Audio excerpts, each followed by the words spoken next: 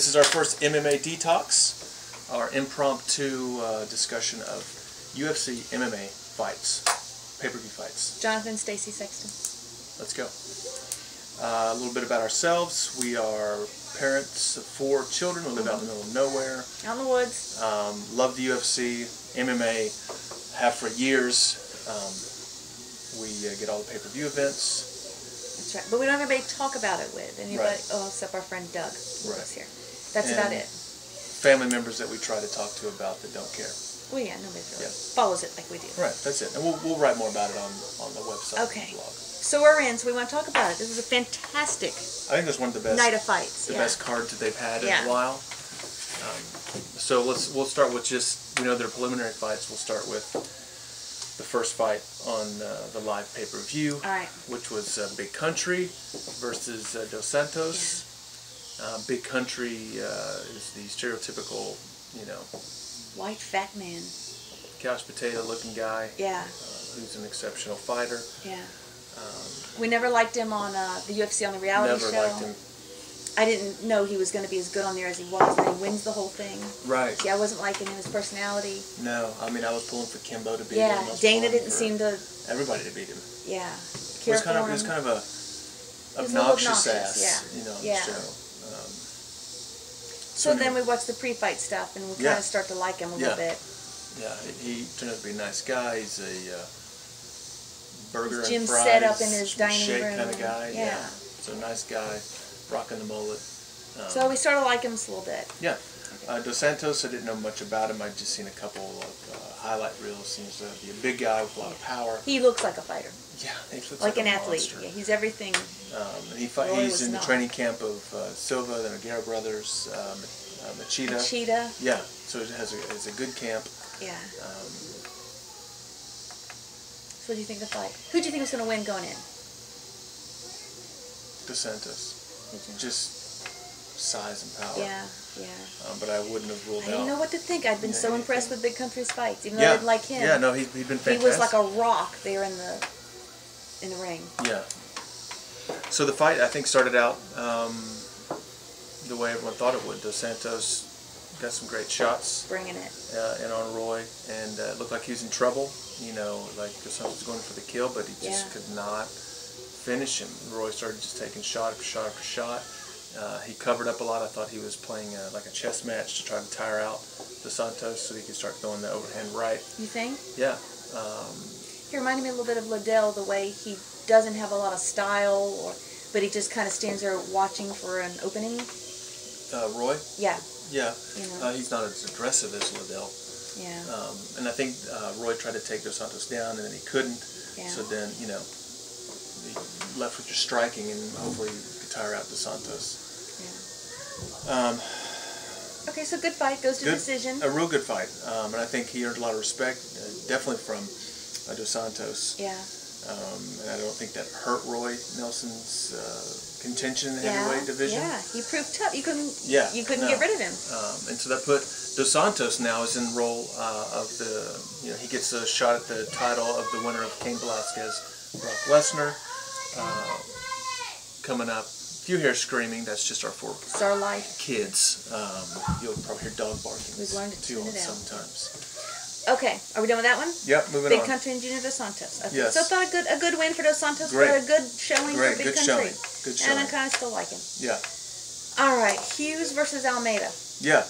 I'm kind of a Hughes fan. You're not the Not biggest so Hughes much. fan. Yeah. You think he's probably a little cocky, and he is sometimes. I just didn't like him so much sometimes. when he coached on UFC. I don't know. Right. Against Sarah, bro. Right, bro. But a good fighter. He's a there's phenomenal not fighter. respecting his wrestling. Super yeah. strong. Hall of Famer. Okay. Farm boy. Were you but wanting him to win? Yeah, and I didn't know. I wasn't really expecting him to win because I'd kind of, for whatever reason, felt like he'd been kind of on his way out. Yeah, yeah. A little bit. I thought so too. Older even though he's in not the that fight old. world. Yeah. Although you can't compare being old with the Randy Couture still fighting. Right. So anyway, I thought that fight started out strong. I thought Almeida, was jumping around, jabbing, moving. He's spazzy. Yeah, and I know that he's a submission guy, so he's trying to get in there on Hughes, which I it wouldn't have been a good move because Hugh's such a strong wrestler and he's so strong. Yeah. He's only been submitted just a few times when I remember his career. He's just a little muscle. Yeah, but then, threw a strike that knocked Almeida back, and then he pounced on him and really got him in just a basic kind of headlock, I think, trying to control him, trying not to let him get up off the ground. Yeah. And then found himself in a fortuitous position. Yeah, a chokehold that I felt like he was just wrestling cows back on his farm and just put him to sleep. Yeah. Even Dana White said they'd never seen that before. No one choked out like that. But that was great. I thought it was neat, the American wrestling kind of overcoming the Brazilian Jiu-Jitsu. Yes, totally. So Almeida didn't get to vindicate the loss for his coaches. No, he did not. Hughes has been the personal Gracie wrecking crew. He has been. But I felt happy for him. Really I did too. He's very, very humble in victory, and he's still alive and cooking. Still doing it. Yeah. So then moved on to Clay the Carpenter, Tasmanian Devil Guida. Love him. Against Dos Who could love Anjos. him? Dos Anjos. Who I'd not really seen him. I don't clips think. of him before. I recognized him, but I hadn't been familiar with his career that much. Yeah. But we love Clay Guida. We've been started ever since the Roger Huerta fight. And just seeing Guida, which Huerta is her secret love child. Love child, no. Not love child, love secret interest. baby daddy. Baby daddy. Except he's a little short. He's a wee man. Do the shorties. Yeah. Chubby. So. So where's he been? Who? Huerta. I don't know. Did he get hurt and then he was going to be in a movie? Well, remember I think he was in a movie. He's lost twice. He lost to Florian, and then he lost to Gray Maynard. He was coming back in. Yeah. I don't remember that was Gray Maynard. So I loved him. Yeah, he I don't know. Okay. I know he's still training. I followed him on Twitter. I know that he's been training a little bit. So yeah, there's hope for you. Those little red, white, and green shorts back into the octagon. That's right. All right. But I digress. Guida and Dos Anjos. Yeah, it started out. Clay Guida is just molten energy out there. Yeah.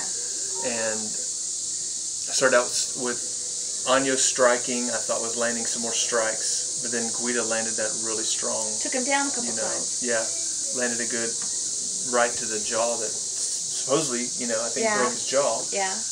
And then later in the fight, Guida was just in a top position, holding him for control up against the fence, and I guess with his shoulder pushing up against his jaw, forced him to tap. It was too much pain. Had to be in a lot of pain I can't imagine. to tap from that. But it just shows how strong these fighters are, fighting with a broken jaw and stuff like that. But I was happy for Guida. Oh, love Come away with the win. Just loved him. So good. Such a nice guy. So nice. Good, loved him. Then they put in one of the the feeder fights. Struve and Moorcraft. Struve. I've seen him on more other guys' highlight reels of knockouts of late. And he's just such a tall, odd-looking. Just creepy to me. He just looks like a penis or something. Just tall. Yeah. Not this anymore. He's just kind of icky looking out there. Right. So it just looks abnormal or odd or something. Very odd. Very tall. Off-putting. Right. White, thin. It looks like he's fighting children when he's in there, because he's so tall. He's skinny. It just looks so awkward. I don't know. And then evidently this was Moorcraft.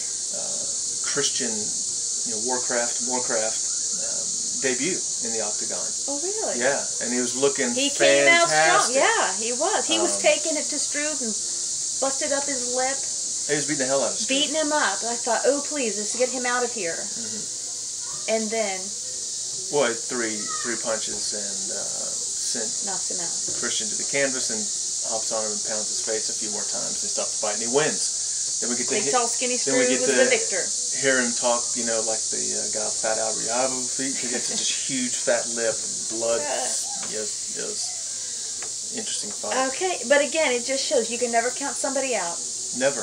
Never, because just when you think, oh, it's done, it's over. Right. Which proves.